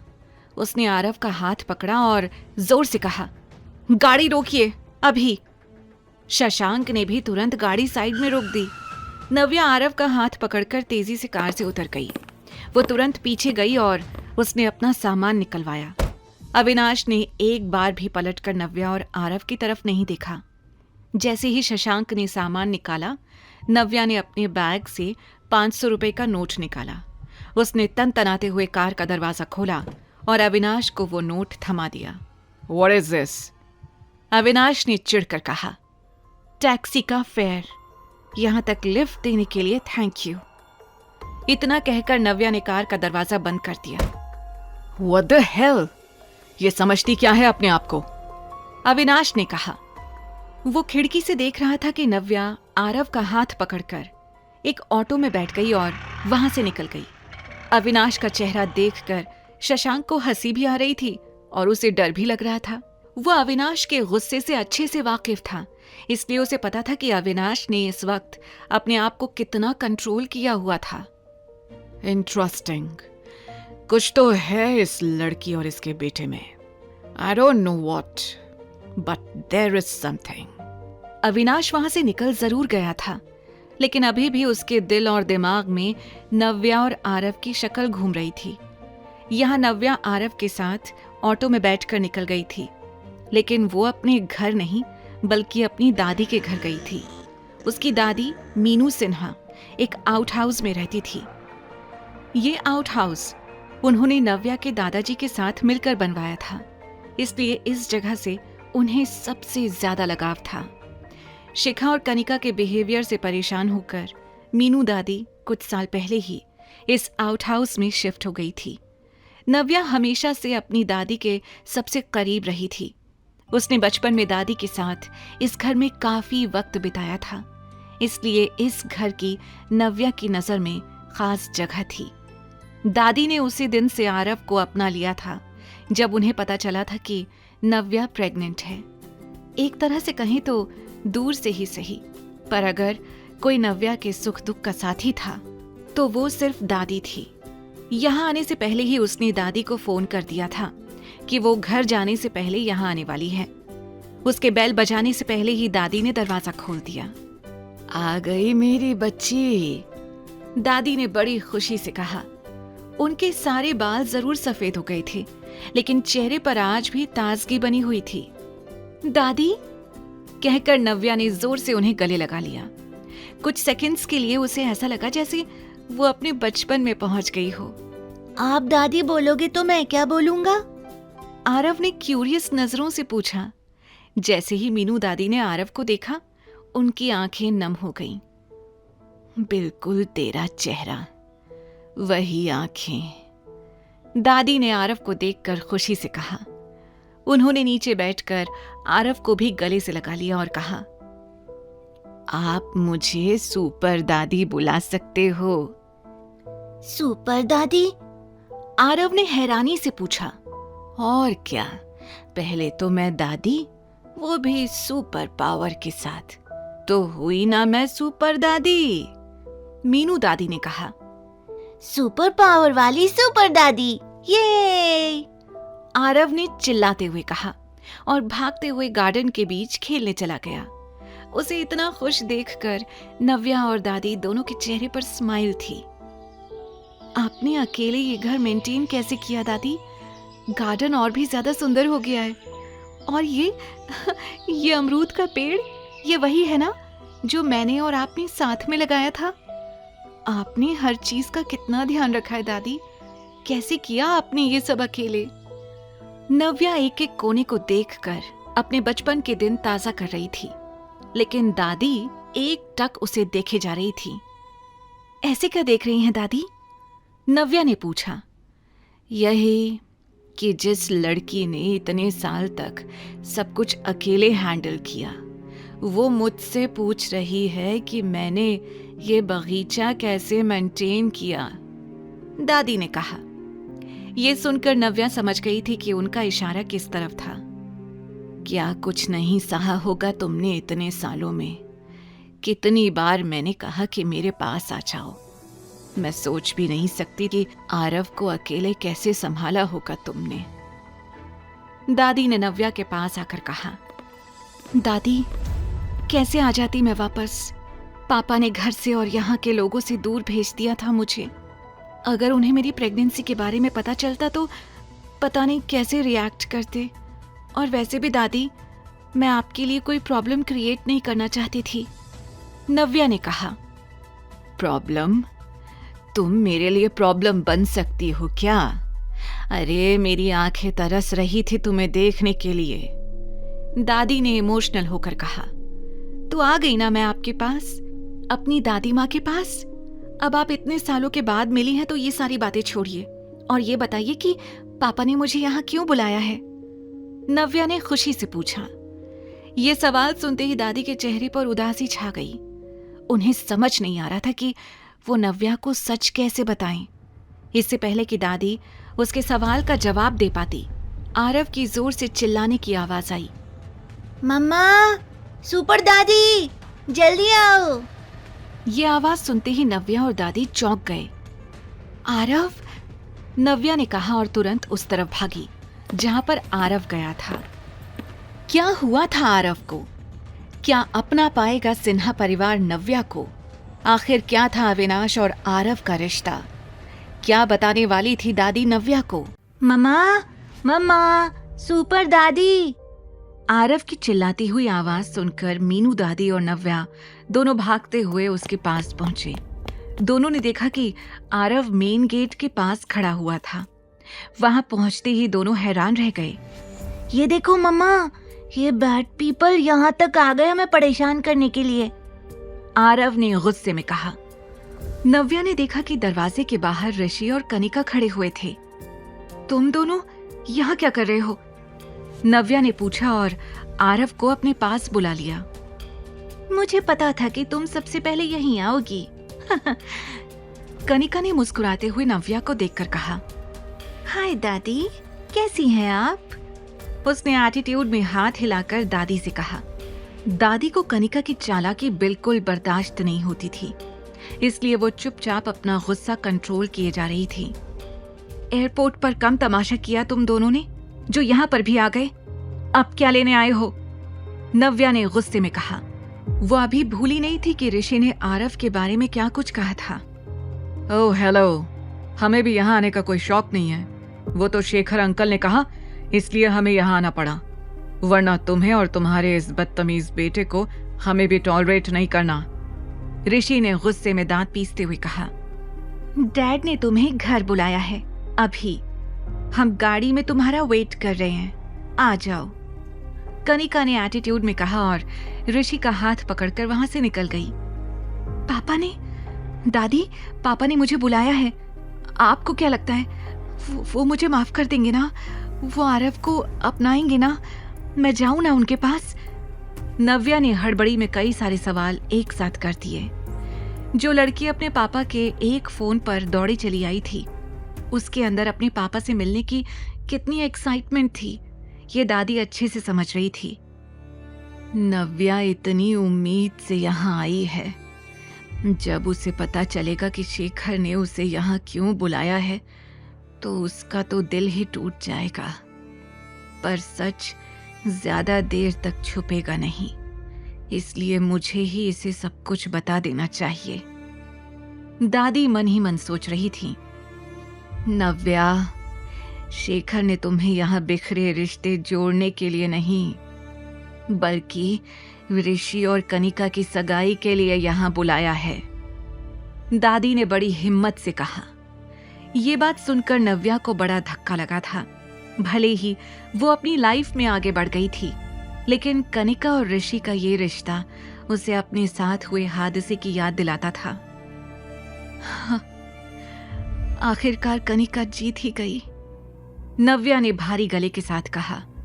कुछ सेकंड्स के लिए वो इमोशनल जरूर हुई, लेकिन फिर उसने अपने आप को एक बार फिर से समेट लिया। सॉरी मेरी बच्ची, मैं नहीं चाहती थी कि ये बात तुम्हें वहां जाकर पता चले, इसलिए मुझे ये बताना पड़ा, दादी ने कहा। मैं जानती हूं कि एक वक्त पर तुमने ऋषि से कितना प्यार किया था और आज उसी को अपनी बहन के साथ देखकर तुम्हारे दिल को कितनी ठेस पहुंच रही होगी, लेकिन फिर भी मैं चाहती हूं कि तुम ये एंगेजमेंट जरूर अटेंड करो। तुम्हारी ये हिम्मत उन सब के मुंह पर तमाचा होगी जिन्होंने तुमको तोड़ने की कोशिश की थी, दादी ने नव्या की आंखों में देखते हुए बड़े जोश में कहा। आप सही कह रही हैं दादी, मैं एंगेजमेंट में भी जाऊंगी और पापा से मिलने भी, नव्या ने कहा और दादी का आशीर्वाद लेकर आरव के साथ बाहर की तरफ निकल गई। जैसे ही वो बाहर गई उसने देखा कि ऋषि और कनिका गाड़ी में उसका वेट कर रहे थे। नव्या कार के पास खड़ी हुई थी। क्या देख रही हो? बैठो अंदर, हमारे पास तुम्हें पिकअप ड्रॉप करने के लिए पूरा दिन नहीं है, ऋषि ने नव्या को देखकर ताना कसते हुए कहा। मम्मा, हम इनकी गाड़ी में नहीं बैठेंगे, ये अच्छे नहीं है, आरव ने गुस्से में कहा। आरव, हमें नाना जी के पास जाना है, बस कुछ देर के लिए इन्हें टॉलरेट कर लो। नव्या ने भी कनिका और ऋषि को सुनाते हुए आरव को समझाया और गाड़ी के अंदर बैठ गई। उसका यह एटीट्यूड देखकर कनिका का खून खौल रहा था, लेकिन उसने किसी तरह से खुद को रोक लिया। कुछ देर बाद जब गाड़ी सिन्हा पैराडाइज के सामने रुकी तो एक पल के लिए नव्या की सांसें थम गई। ये घर देखते ही उसे वो दिन याद आ गया जब वो यहाँ से आखिरी बार निकली थी। ऋषि और कनिका तो तेजी से उतरकर घर के अंदर चले गए थे, लेकिन वहीं इस दहलीज को पार करने में नव्या के पैर कांप रहे थे। वो यहाँ आ तो गई थी, लेकिन उसे समझ नहीं आ रहा था कि वो इस घर के लोगों को फेस कैसे करेगी। वो आरव का हाथ पकड़कर धीरे धीरे घर के एंट्रेंस पर पहुंची। उसने जैसे ही अंदर कदम रखा तो उसकी सौतेली माँ शिखा मिठाई के डब्बे के साथ उसके सामने आकर खड़ी हो गई। ये लो, पहले तुम मुंह मीठा करो, कहते ही शिखा ने बर्फी का टुकड़ा नव्या के मुंह में डाल दिया। अरे भाई, तुम्हारी घर वापसी है, वो भी तुम्हारी बहन की सगाई के लिए। दो खुशखबरी एक साथ, मुंह मीठा करना तो बनता है ना, शिखा ने दिखावटी मुस्कान के साथ कहा। उसने एक झलक आरव की तरफ देखा और उसे इग्नोर करके सोफे पर जाकर बैठ गई। नव्या समझ चुकी थी कि आरव के बारे में कनिका ने सबको पहले ही बता दिया था। आप मुझे खास पसंद नहीं करती है और ये बात मैं अच्छे से जानती हूँ, तो मिठाई खिलाकर मेरा स्वागत करने का नाटक करने की कोई जरूरत नहीं है, नव्या ने शिखा को घूरते हुए कहा। ऋषि और कनिका भी नव्या का एटीट्यूड चुपचाप देख रहे थे। तभी पीछे से शेखर की गुस्से भरी कड़क आवाज आई। ऐसे बात करोगी अपनी माँ से? ये संस्कार दिए हैं मैंने। इतने सालों बाद अपने पापा को अपने सामने देखकर नव्या पिघल गई थी। एक पल के लिए वो सब कुछ भूल गई थी। उसे ऐसा लग रहा था जैसे उसके सामने वो इंसान खड़ा है जिसने उसे गोद में बिठाकर दुनिया दिखाई थी। पापा, भारी गले से उसने कहा, लेकिन इससे पहले कि वो अपने पापा को गले लगाने के बारे में सोचती, शेखर ने अपने और नव्या के बीच लकीर खींच दी। मैंने तुम्हें यहाँ से दूर भेजा था ताकि तुम्हें अपनी गलती का एहसास हो सके, ताकि तुम सॉरी फील करो, अपनी हरकत पर शर्मिंदा फील करो, ना कि। इतना कहकर शेखर आरव को गुस्से से घूरने लगा। ना कि अपनी गलती की निशानी लेकर बेशर्मी से मेरे सामने आकर खड़ी हो जाओ। ये सुनकर नव्या ने खुद को रोक लिया। क्या कहना चाहते हैं आप पापा? आरव मेरा बेटा है, नव्या ने सख्ती से कहा। पर उसकी इस बात ने शेखर को और भी ज्यादा गुस्सा दिला दिया था। उसने घूमकर सोफे की तरफ जाते हुए चिल्लाकर कहा, हाँ तो रखो इसे अपने पास। इस नाजायज औलाद को मेरे पास लाने की हिम्मत कैसे हुई तुम्हारी? पापा स्टॉप, नव्या ने भी तेज आवाज में कहा। यू स्टॉप नाउ, शेखर ने नव्या को घूरते हुए धमकाते हुए कहा। तुम्हें क्या लगा तुम इस बच्चे को यहाँ लेकर आओगी और मेरा मन इसे देखकर पिघल जाएगा? सब कुछ भूल कर मैं इसे अपना लूंगा। भूल जाऊंगा वो बेइज्जती जो तुम्हारी वजह से मुझे झेलनी पड़ी। शेखर ने चिल्लाते हुए कहा। आरव अपने नाना का गुस्सा देखकर घबरा गया और उसने अपनी मम्मा का हाथ जोर से पकड़ लिया। शिखा, ऋषि और कनिका चुपचाप मुस्कुराते हुए ये सारा तमाशा देख रहे थे। डैड, काम डाउन, इतनी जोर से मत बोलिए, आपका बीपी बढ़ जाएगा। कनिका ने मौके का फायदा उठाते हुए बीच में आकर कहा और एक ग्लास में पानी निकालकर शेखर के सामने रख दिया। After all he is your grandson, उसने धीरे से कहा। ये बात सुनते ही शेखर के तन बदन में आग लग गई। आज कह दिया है, दोबारा मत कहना। ये मेरा ग्रैंडसन नहीं है और ना ही कभी हो पाएगा, शेखर ने कहा। कनिका ये सुनकर मुस्कुराने लगी। उसने जानबूझकर ग्रैंडसन शब्द कहा था क्योंकि उसे पता था कि इसे सुनकर शेखर का गुस्सा और भी ज्यादा बढ़ जाएगा। सिन्हा परिवार इस बच्चे को कभी एक्सेप्ट नहीं करेगा नव्या, ये बात जिंदगी भर मत भूलना, शेखर ने कहा। नव्या समझ गई थी कि इतने साल में शेखर के मन में उसके लिए नफरत का बीज और भी गहरा हो गया था और बची कुची कसर शिखा और कनिका पूरी कर रहे थे।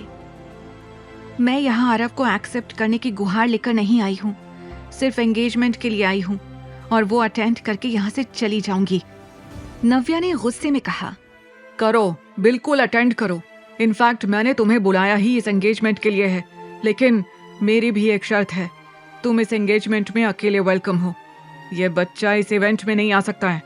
मैं अब तुम्हारी वजह से और इंसल्ट नहीं सहूंगा, शेखर ने गुस्से में कहा। ठीक है, तो ये एंगेजमेंट आपको मुबारक हो, कनिका, ऋषि, कॉन्ग्रेचुलेशंस, नव्या ने भी जोश में कहा और आरव का हाथ पकड़कर वहां से निकल गई। उसका ये एटीट्यूड देखकर शेखर गुस्से से कांप रहा था। नव्या जैसे ही घर के बाहर पहुंची, उसे पीछे से ऋषि की आवाज आई। नव्या, वेट। ऋषि को देखकर नव्या को अब इरिटेशन हो रही थी। उसने गहरी सांस लेते हुए अपने गुस्से को रोका और आरव से कहा, आरव, जाकर कैब में बैठो, मम्मा अभी आ रही है। आरव ने तुरंत बात को मान लिया और सामने खड़ी कैब में जाकर बैठ गया। नव्या ने तुरंत ऋषि से पलटकर कहा, अब क्या है, कुछ बाकी रह गया है क्या? कुछ कहना बच गया है? एयरपोर्ट पर जो हुआ, अंदर जो हुआ, उससे मन नहीं भरा है जो यहाँ भी मेरे पीछे आ गए हो? नव्या का गुस्सा, फ्रस्ट्रेशन, सब कुछ साफ साफ दिखाई दे रहा था। नव्या, तुम्हें जरा भी दिखाई नहीं दे रहा है कि ये घर तुम्हें फिर से अपनाना चाहता है? तुम्हें सिर्फ अपनी ये जिद छोड़नी है, ऋषि ने कहा। जिद नहीं, वो मुझे मेरा बेटा छोड़ने के लिए कह रहे हैं। डू यू इवन रियलाइज इसका मतलब क्या होता है? हाँ, मैं भी किससे बात कर रही हूँ, फॉरगेट इट, नव्या ने चिढ़ते हुए कहा। इतना लगाव क्यों है तुम्हें इस बच्चे से? ये उसी का बच्चा है जो एयरपोर्ट पर आया था या किसी और का? ऋषि ने गुस्से में कहा। तुम्हें इस बात से क्या फर्क पड़ता है? और तुम ये सवाल क्यों कर रहे हो? तुम तो अपनी नई जिंदगी शुरू करने जा रहे हो ना? नव्या ने गुस्से में कहा और वहां से जाने के लिए मुड़ गई। लेकिन ऋषि की बात पूरी नहीं हुई थी। उसने नव्या का हाथ पकड़कर उसे रोक लिया। एक तो तुमने मुझे चीट किया, सब कुछ छोड़कर यहाँ से चली गई और एटीट्यूड ऐसे दे रही हो जैसे ये मेरी गलती है, ऋषि ने चिढ़ते हुए कहा। नव्या ने अपना हाथ उससे छुड़ा लिया और हड़बड़ाते हुए कहा, तुम्हें क्या ही फर्क पड़ता है कि उस रात क्या हुआ था? मुझे ना ही कोई सफाई देनी है और ना ही कोई बात करनी है। पर मुझे करनी है, ऋषि ने जिद में कहा। क्या क्या बात करूं मैं? तुम जानते क्या हो? तुम्हें पता भी है मेरे साथ क्या हुआ, मुझे किसने फंसाया, मेरे साथ ये सब कुछ क्यों हुआ? नव्या ने एक ही सांस में कहा। तुम कुछ नहीं जानते ऋषि, इसलिए अब सब कुछ भूल जाओ और खुश रहो अपनी फियांसी कनिका के साथ। You both deserve each other, Navya ने कहा। उसकी बातों ने ऋषि के मन में कई सवाल खड़े कर दिए थे। नव्या, क्या कहना चाहती हो तुम? क्या हुआ था उस रात? ऋषि ने पूछा। क्या नव्या बता देगी ऋषि को कनिका का सच? क्या हो पाएगी कनिका और ऋषि की सगाई? नव्या अपने पापा से मिलने जरूर आई थी, पर उसे ये एहसास हो गया था कि अब उसे इस परिवार से दूर ही रहना चाहिए। ऋषि ने नव्या से उस रात के बारे में बात करनी शुरू कर दी, जिसके बाद नव्या गुस्से में सच कहने वाली थी। बोलो, क्या कहना चाहती हो तुम? तुम्हारे साथ गलत हुआ मतलब? क्या हुआ था उस रात? ऋषि ने बड़ी क्यूरियोसिटी से पूछा। उसकी आवाज और हाव भाव में एक अलग सी बेचैनी दिखाई और सुनाई दे रही थी। इससे पहले कि नव्या कुछ और कहती, पीछे से कनिका की रोमांटिक सी आवाज आई, बेबी तुम वहां क्या कर रहे हो? ये आवाज सुनते ही नव्या ने खुद को सच बताने से रोक लिया। कनिका का चेहरा देखकर नव्या को याद आ गया कि कैसे उसने ये सब कुछ ऋषि को हासिल करने के लिए किया था। कनिका ने आते ही ऋषि की बाहों में बाहें डाल ली और नव्या की ओर देखकर मुस्कुराने लगी। उसने एक ही पल में नव्या को ये एहसास दिला दिया था कि वो चाहे तो भी ऋषि को सच नहीं बता सकती। बिल्कुल सही वक्त पर आई हो कनिका, हमेशा की तरह, नव्या ने कनिका को टॉन्ट करते हुए कहा। ऋषि को कुछ समझ नहीं आ रहा था क्योंकि अभी भी उसे उसके सवालों का जवाब नहीं मिला था। नव्या, तुम अपनी ही बहन से ऐसे कैसे बात कर सकती हो? हाँ, वो आई है सही वक्त पर। जब तुम नहीं थी तब वो थी मेरे साथ।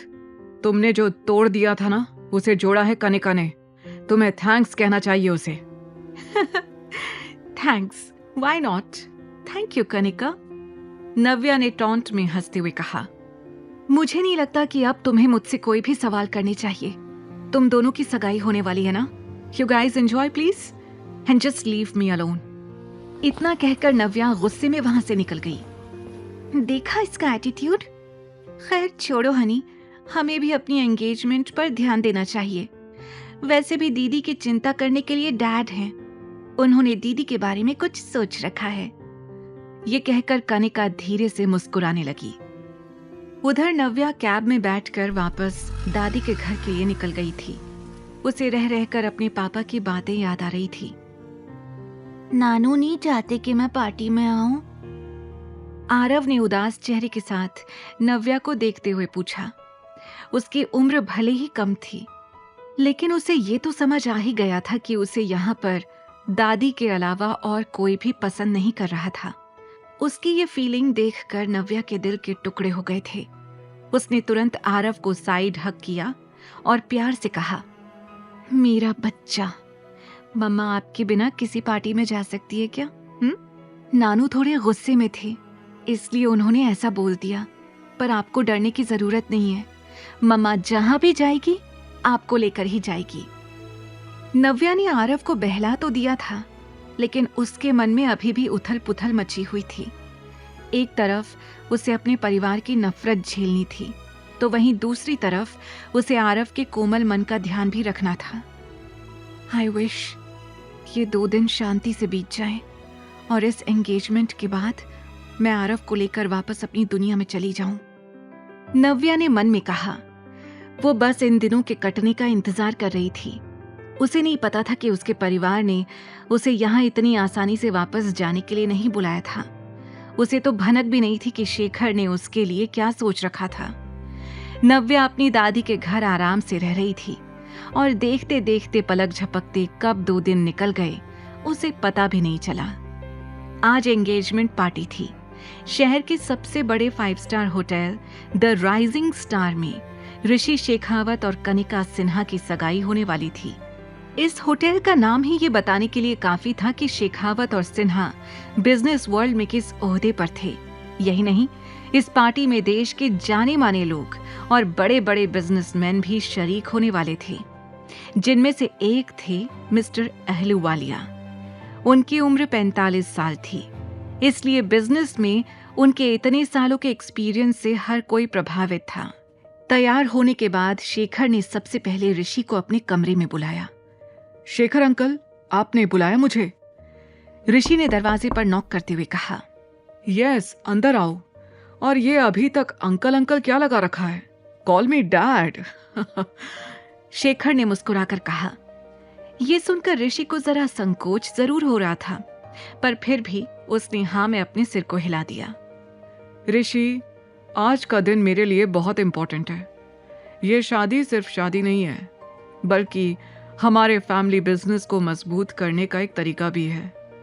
मैं आज तुम्हें अपनी सबसे प्रेशियस डॉटर देने जा रहा हूं। आई होप तुम उसका अच्छे से ख्याल रखोगे। शेखर ने सीरियस आवाज में कहा। आप बेफिक्र रहिए डैड, मैं कनिका का पूरा ख्याल रखूंगा। ऋषि ने मुस्कुराकर जवाब दिया।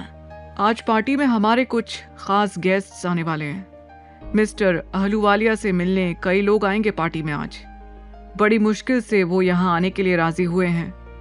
तुम तो जानते ही हो, उनसे रिश्ते बनाने का लोग एक मौका ढूंढते हैं और आज कई लोग इस पार्टी को मौका बना देंगे। ध्यान रहे, उन्हें किसी भी तरह की कोई दिक्कत नहीं होनी चाहिए, शेखर ने कहा। ऋषि शेखर की हर एक बात अच्छे से समझ रहा था। तभी शेखर ने कुछ ऐसा कहा जिसे सुनकर ऋषि का मूड ही खराब हो गया। आज नव्या भी आने वाली है, शेखर ने कहा। आपको लगता है वो आएगी? ऋषि ने हैरानी से पूछा। जरूर आएगी, मैंने बुलाया है उसे। वो मेरी बात नहीं टालेगी। वो मेरे एक फोन पर भागती हुई चंडीगढ़ वापस आ गई। वो इस पार्टी में जरूर आएगी, आई नो। शेखर ने कुछ सोचते हुए कहा। हाँ, बस आज वो कोई प्रॉब्लम ना क्रिएट करे, ऋषि ने गहरी सांस लेते हुए कहा। थोड़ी देर बाद सभी गेस्ट्स वेन्यू पर पहुंचने शुरू हो गए थे। कनिका आज खुशी से फूली नहीं समा रही थी। इस दिन के लिए उसने ना जाने कितने पापड़ बेले थे, इसलिए ये खुशी उससे छुपाए नहीं छुप रही थी। रेड कलर के गाउन में उसका फिगर बिल्कुल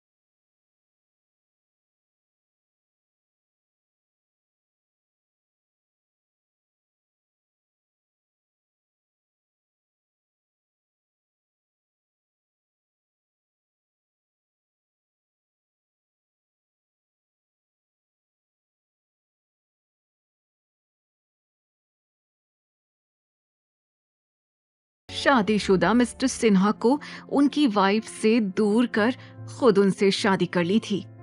क्या पता इसकी बेटी कनिका ने भी वही किया हो नव्या के साथ। आज अगर वो होती तो इस कनिका की तरफ कोई देखता भी नहीं। उसकी पर्सनालिटी के आगे कभी कनिका दिखाई ही नहीं दी, इसलिए तो जलती है कनिका अपनी बड़ी बहन से। नव्या का तो औरा ही कुछ अलग है। मेहमानों के बीच कनिका और नव्या को लेकर कंपैरिजन हो रहा था। तभी उनमें से किसी एक गेस्ट ने मजाक मस्ती में तेज आवाज में कहा, मिस्टर सिन्हा, आपकी बड़ी बेटी दिखाई नहीं दे रही, कहाँ है वो? जहां तक मुझे याद है, ये तो वही ऋषि शेखावत है ना, जिससे आपकी बड़ी बेटी नव्या की शादी होने वाली थी। ये बात जोर से उठते ही मानो पूरे हॉल में सन्नाटा छा गया था। हर किसी का मुंह खुला और आंखें फटी रह गई थी। कनिका का मुस्कुराता चेहरा गुस्से में तब्दील हो गया था और ऋषि को अचानक नव्या याद आ गई थी। मेहमानों के बीच हो रही बातों से शेखर का खून खौल रहा था। इससे पहले कि शेखर इस बात का जवाब दे पाता, अचानक से लोगों ने पीछे पलटकर देखना शुरू कर दिया। वो देखो, नव्या आ गई। ब्लू साड़ी में नव्या आरव का हाथ पकड़े उस पार्टी में आ रही थी। वहां मौजूद हर गेस्ट का ध्यान एक ही पल में नव्या ने अपनी ओर खींच लिया था। Wow, how beautiful she is, वहां खड़े एक गेस्ट ने कहा। नव्या को आरव के साथ देखकर शेखर, कनिका, ऋषि और शिखा का पारा चढ़ गया था। शेखर घूर कर नव्या और आरव को देख रहा था। वो तमतमाते हुए आगे आया और नव्या के सामने खड़े होकर उसे दरवाजे पर ही रोक लिया। तुम यहाँ इस लड़के के साथ क्या कर रही हो? तुम जानबूझकर अपनी बहन की एंगेजमेंट पार्टी खराब करने आई हो ना? शेखर ने नव्या को घूरते हुए कहा, इस लड़के का नाम आरव है और आरव मेरा बेटा है। और वैसे भी आपने तो मुझे बेंगलुरु से इसी सगाई के लिए बुलाया है ना, तो लीजिए, आई एम हियर। नव्या ने भी शेखर की आंखों में देखते हुए कहा, डोंट यू, मैंने कहा था कि तुम इस लड़के को लेकर यहाँ नहीं आ सकती। अभी के अभी इसे यहाँ से भेजो, वरना मैं इसका हाथ पकड़कर इसे यहाँ से निकाल दूंगा। मेरे बेटे को छूने के बारे में सोचिएगा भी मत। अगर आपको मेरे यहाँ होने से इतनी ही दिक्कत है तो ठीक है, मैं चली जाती हूँ। इतना कहकर नव्या वहां से जाने के लिए मुड़ गई, पर तभी पीछे से कनिका की घबराई हुई आवाज आई, दीदी स्टॉप। वो दौड़ते हुए नव्या के पास आई और दिखावटी फिक्र के साथ बोली, तुम भी ना दीदी, डैड गुस्से में है, 2-4 शब्द ज्यादा कह भी दिए तो क्या तुम सच में यहाँ से चली जाओगी? नव्या को उसके एक्सप्रेशंस के साथ साथ उसकी एक एक बात भी फेक लग रही थी। तुम्हें देखकर डैड को सब कुछ याद आ जाता है। तुम जानती नहीं हो 6 साल पहले उन्होंने क्या कुछ सहा है, इसलिए वो फिर से कोई प्रॉब्लम नहीं चाहते।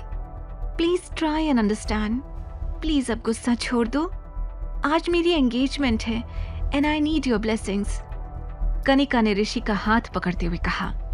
उसका चेहरा देखकर नव्या समझ गई थी कि वो क्या साबित करना चाहती थी। ऋषि को आज ऑफिशियली अपना बनाकर कनिका एक बार फिर नव्या को हारता हुआ देखना चाहती थी, इसलिए वो किसी भी तरह से उसे एंगेजमेंट तक रोक रही थी। नव्या चुपचाप कनिका का ये तमाशा देख रही थी। डैड, अब प्लीज आप ही कुछ कहिए ना दीदी से। दीदी आपके रोकने पर ही रुकेगी। मेरी बातों का तो कुछ खास असर हो ही नहीं रहा। कनिका ने मुस्कुराकर कहा। शेखर गुस्से में आरव की तरफ देख रहा था। पार्टी में खड़े लोगों की बातें उसके कानों में गूंज रही थी। फिर अचानक उसका ध्यान मिस्टर अहलूवालिया पर गया। उसने अपने दिमाग को ठंडा किया और कुछ सोचने लगा। उसने नव्या से कहा, ठीक है, तुम रुक सकती हो, लेकिन एक किनारे पर चुपचाप खड़ी हो जाओ। मैं नहीं चाहता तुम्हारा ये बेटा आरव हर जगह घूमे और लोग इसे देखकर 10 सवाल करें। क्या नव्या मान लेगी शेखर की बात? क्या चल रहा था शेखर के दिमाग में? क्या नया मोड़ लाएगी ये पार्टी नव्या की जिंदगी में? नव्या एंगेजमेंट पार्टी में जैसे ही आरव के साथ आई, शेखर ने उसे दरवाजे पर ही रोक लिया। कनिका ने जिद की, जिसके बाद शेखर ने नव्या को आरव के साथ पार्टी में आने दिया। नव्या यहाँ किसी तरह का तमाशा नहीं चाहती थी, इसलिए उसने आरव का हाथ पकड़ा और एक किनारे पर जाकर खड़ी हो गई। शेखर सबसे पहले मिस्टर अहलूवालिया के पास गया और बड़े ही वेलकमिंग अंदाज में कहा, mister Ahluwalia, thank you for coming. It's an honour to have you in this party. ये सुनकर मिस्टर अहलूवालिया मुस्कुरा तो रहे थे, लेकिन उनका ध्यान तो कहीं और ही था। वो बार बार तिरछी निगाहों से नव्या को देखे जा रहे थे। शेखर ने ये देख लिया और हंसकर कहा, मिस्टर अहलूवालिया, आइए मैं आपको नव्या से मिलवाता हूँ। ये सुनकर मिस्टर अहलूवालिया अपने हाथ में एक ड्रिंक का ग्लास लिए शेखर के साथ खुशी खुशी चल दिए। नव्या एक किनारे पर बैठी हुई थी और आरव अभी वॉशरूम गया हुआ था, इसलिए शेखर को लगा कि मिस्टर अहलूवालिया को नव्या से मिलवाने का यही सही वक्त है। जैसे ही वो लोग नव्या के सामने पहुंचे, वो कंफ्यूज हो गई। नव्या, इनसे मिलो, ये है मिस्टर अहलूवालिया, कंट्री के one of the top businessman. Shekhar ने मिस्टर अहलूवालिया के बारे में बताया। नव्या ये सुन तो रही थी, पर उसे समझ नहीं आ रहा था कि उसके पापा ये सब कुछ उसे क्यों बता रहे थे। फिर भी उसने बड़ी उम्र देखकर मिस्टर अहलूवालिया से मुस्कुराकर कहा, hello, I am Navya. Mister Ahluwalia पहले ही नव्या की खूबसूरती से इम्प्रेस हो चुके थे, पर अब उसकी आवाज सुनकर उन्हें नव्या और भी ज्यादा अट्रैक्टिव लग रही थी। ऑफ कोर्स, मिस्टर सिन्हा ने काफी कुछ बताया है आपके बारे में। फिर भी अगर आप अपने बारे में मुझे बताएंगी तो मुझे अच्छा लगेगा। मिस्टर अहलूवालिया ने मुस्कुराकर कहा। उनका ये अंदाज और उनकी नजरें नव्या को कुछ ठीक नहीं लग रही थी। पापा अभी तक मुझे देखना भी पसंद नहीं करते थे, अब अचानक वो इतने वेलकमिंग कैसे साउंड कर रहे हैं? ऊपर से मिस्टर अहलूवालिया का एटीट्यूड। ये तो इतने बड़े बिजनेसमैन हैं, इतने सारे प्रोफेशनल लोगों को छोड़कर ये मुझसे क्यों मिलना चाहते हैं? मुझे कुछ ठीक नहीं लग रहा है, वो मन ही मन सोच रही थी। नव्या, मिस्टर अहलूवालिया कुछ पूछ रहे हैं तुमसे। बताओ उन्हें अपने बारे में। Don't be shy. वैसे भी हम जिस रिश्ते में बनने के बारे में सोच रहे हैं, उसके लिए हम दोनों को एक दूसरे से कुछ भी छुपाना नहीं चाहिए। रिश्ते में बनने वाले हैं मतलब? नव्या ने हैरानी से पूछा। ये सवाल सुनकर शेखर और अहलूवालिया दोनों एक दूसरे को देखने लगे। उनके चेहरे की चालाकी और स्माइल देखकर नव्या समझ गई कि शेखर अपने फायदे के लिए उसकी शादी मिस्टर अहलूवालिया से करवाना चाहता है। नव्या गुस्से से तमतमाती हुई खड़ी हो गई और उसने चिढ़ते हुए कहा, इन दैट केस मेरे पास आपको बताने के लिए कुछ भी नहीं है। एंगेजमेंट में अभी शायद टाइम लगेगा, मुझे निकलना चाहिए अब। उसी वक्त आरव ने आकर नव्या का हाथ पकड़ लिया और दोनों वहां से जाने लगे। पीछे से शेखर ने तेज आवाज में कहा, नव्या, ये क्या तरीका है? मिस्टर अहलूवालिया तुमसे बात करना चाहते हैं और तुम इस तरह से जा रही हो। वो तुमसे सिर्फ कुछ सवाल कर रहे थे और तुम, चलो वापस आओ और उनसे माफी मांगो। शेखर ने नव्या को डांटते हुए कहा, माफी? किस बात की माफी? वो मुझसे शादी करने के बारे में बात कर रहे हैं। आपने सोच भी कैसे लिया कि ये पॉसिबल है? नव्या ने गुस्से में कहा। नव्या, अभी के अभी उनके पास वापस चलो। शेखर ने जिद में कहा। बिल्कुल भी नहीं, क्योंकि आप दोनों जो चाहते हैं वो तो कभी नहीं हो सकता, नव्या ने कहा। तभी शेखर ने आकर उसका हाथ पकड़ लिया और उसके कानों में कहा, नव्या, तुम्हें पता भी है मिस्टर अहलूवालिया कौन है? अगर तुम्हारी शादी उनसे हो गई तो तुम सोच भी नहीं सकती तुम्हारी लाइफ कितनी खूबसूरत हो जाएगी। पैसा, पावर, सब कुछ होगा तुम्हारे पास। और जरा सोचो, मिस्टर अहलूवालिया से रिश्ता जोड़ने के बाद हमारे बिजनेस को कितना फायदा होगा। नव्या, तुम्हारे एक फैसले से तुम्हारी और बाकी लोगों की जिंदगी बदल सकती है। नव्या अपने पापा के शब्द सुनकर शॉक्ड थी। उसे यकीन नहीं हो रहा था कि ये वही पापा हैं जिन्होंने उसे इंडिपेंडेंट होना सिखाया था। वो नम आंखों से अपने पापा को देख रही थी। आई कांट बिलीव आप ये कह रहे हैं। आपने सोच भी कैसे लिया कि मैं पैसों के लिए किसी से शादी कर सकती हूँ? गलत क्या कह रहे हैं पापा? ही इज एब्सोल्युटली राइट दीदी, पीछे से कनिका ने आते हुए कहा। उसे देखकर तो नव्या का पारा और भी ज्यादा चढ़ गया। हम दो बेटियां ही तो हैं पापा की जिम्मेदारी। मेरी शादी तो हो रही है ऋषि के साथ। अब पापा चाहते हैं कि तुम्हारे बारे में भी वो कुछ सोचें, इसलिए तुम्हें यहाँ बुलाया है और तुम्हारे लिए इतना सब कुछ कर रहे हैं, कनिका ने कहा। कनिका, तुम तो इस बारे में कुछ ना ही बोलो तो बेहतर है। अरे पर इस शादी में प्रॉब्लम क्या है दीदी? I mean, माना कि मिस्टर अहलूवालिया की उम्र थोड़ी ज्यादा है तुमसे, कहकर कनिका ने मिस्टर अहलूवालिया की तरफ देखा और टॉन्ट मारते हुए धीरे से कहा, एक्चुअली काफी ज्यादा, पर उससे क्या फर्क पड़ता है दीदी? वो तुम्हें अपनाना चाहते हैं। एक बार उनकी प्रॉपर्टी के बारे में तो जान लो। वैसे भी एक बच्चे के साथ तुम्हें कोई हैंडसम यंग लड़का तो मिलने से रहा। बेहतर होगा कि तुम इस रिश्ते के लिए हाँ कर दो, वरना अच्छा खासा ऑफर हाथ से निकल जाएगा और बाद में पछतावे के अलावा तुम्हारे पास और कुछ नहीं रह जाएगा। ये सुनकर नव्या का मन कर रहा था कि वो एक जोरदार थप्पड़ कनिका के मुंह पर जड़ दे। रियली? पछतावा मुझे इस बात का हो रहा है कि तुम मेरी बहन हो। आई विश मैं इस सच को बदल पाती, और अगर तुम्हें इतना ही इंटरेस्ट है ना उनकी उम्र और उनकी प्रॉपर्टी में, तो तुम क्यों नहीं कर लेती उनसे शादी? उसकी ये बात सुनकर कनिका का मेकअप भरा चेहरा पीला पड़ गया था। गुस्से से उसकी मुट्ठियां बंद गई थी, लेकिन फिर भी उसने अपना नाटक नहीं छोड़ा। दीदी, ये तुम क्या कह रही हो? मैं और ऋषि एक दूसरे से प्यार करते हैं। मैं किसी और से शादी करने के बारे में कैसे सोच सकती हूँ? कनिका ने इमोशनल होकर कहा।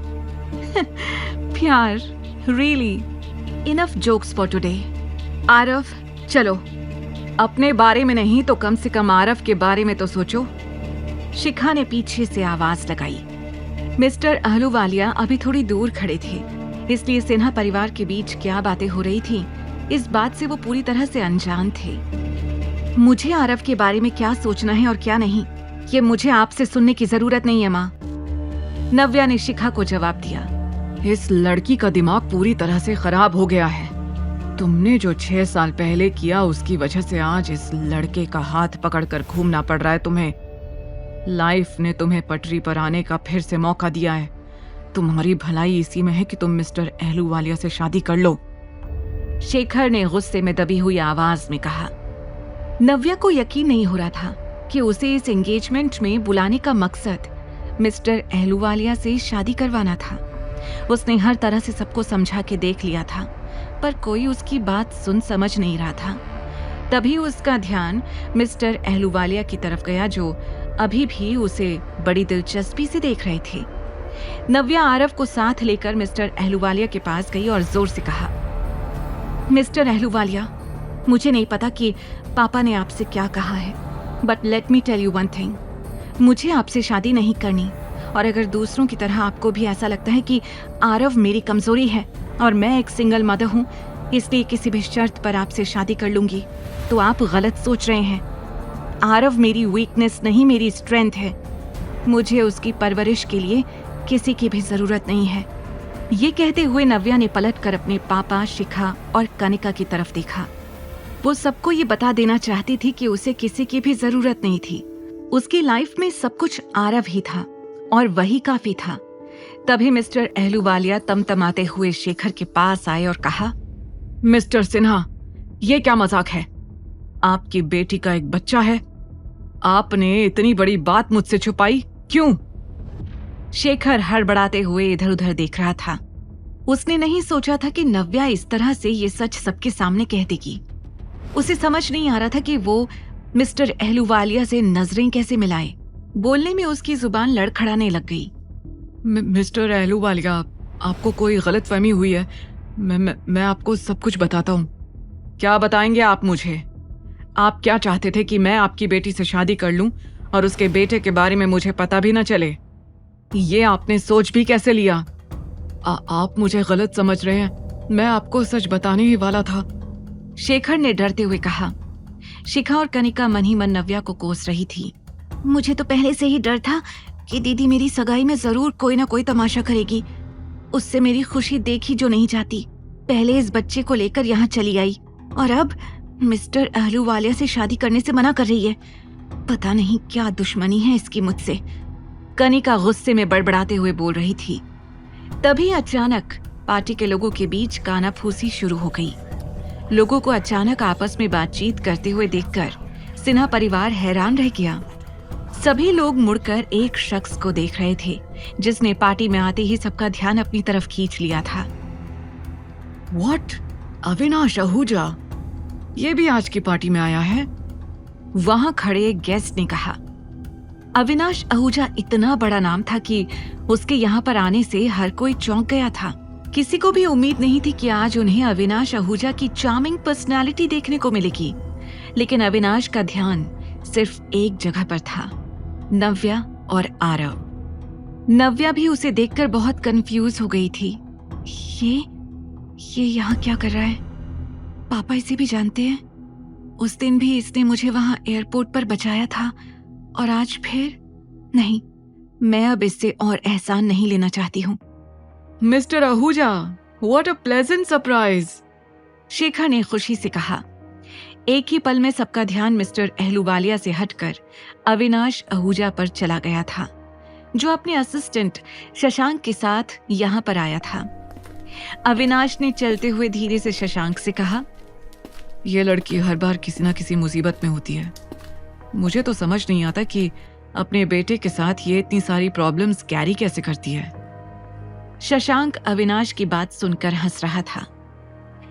जैसे ही वो नव्या के सामने आकर खड़ा हुआ, उसने अपना गॉगल उतारा और एक टक नव्या को देखने लगा। वहीं आरव अविनाश को देखकर बेहद खुश था। उसने नव्या का हाथ छुड़ाया और दौड़ते हुए जाकर अविनाश को हक कर लिया। पापा! ये सुनकर वहां खड़े हर शख्स के होश उड़ गए थे। अविनाश आहूजा, जिससे मिलने के लिए बड़े से बड़े सेलिब्रिटीज तरसते हैं, जिससे हाथ मिलाने के लिए लोग मरते हैं, उसे आज एक अनजान बच्चा सबके सामने पापा कह रहा था। आज तक किसी ने अविनाश के लव अफेयर या शादी के बारे में सुना तक नहीं था, तो फिर ये बच्चा कौन था? और नव्या के साथ अविनाश का क्या रिश्ता था। तभी अविनाश ने आरव को गोद में उठा लिया। अविनाश आहूजा का बेटा, इसके बारे में ना कभी सुना और ना देखा, क्या ये सच है? इस तरह की बातें मेहमानों के बीच होना शुरू हो गई थी। मम्मा देखो पापा आ गए। आरव ने चिल्लाकर खुशी से कहा। नव्या इस वक्त पूरी तरह से एम्बैरेस्ड फील कर रही थी। वो शेखर की आंखों में ढेरों सवाल देख रही थी। उसे समझ नहीं आ रहा था कि इस वक्त उसे आरव को रोकना चाहिए या नहीं। इससे पहले कि वो कुछ बोल पाती, शेखर ने नव्या से पूछा, नव्या, आरव अविनाश का बेटा है? नव्या पूरी तरह से ब्लैंक खड़ी थी। वो कभी अविनाश की ओर देख रही थी और कभी आरव की तरफ। ये तो वही है जो एयरपोर्ट पर आया था। क्या ये सच में आरव का डैड है? I can't believe this. पता नहीं क्यों मुझे ऐसा लग रहा है जैसे दाल में कुछ तो काला है। कनिका मन ही मन सोच रही थी। क्या जवाब देगी नव्या सभी को? क्या अविनाश एक बार फिर प्रोटेक्ट करेगा नव्या को? द रिटर्न के सारे एपिसोड्स को सुनने के लिए डिस्क्रिप्शन में दी लिंक से डाउनलोड करें पॉकेट FM ऐप।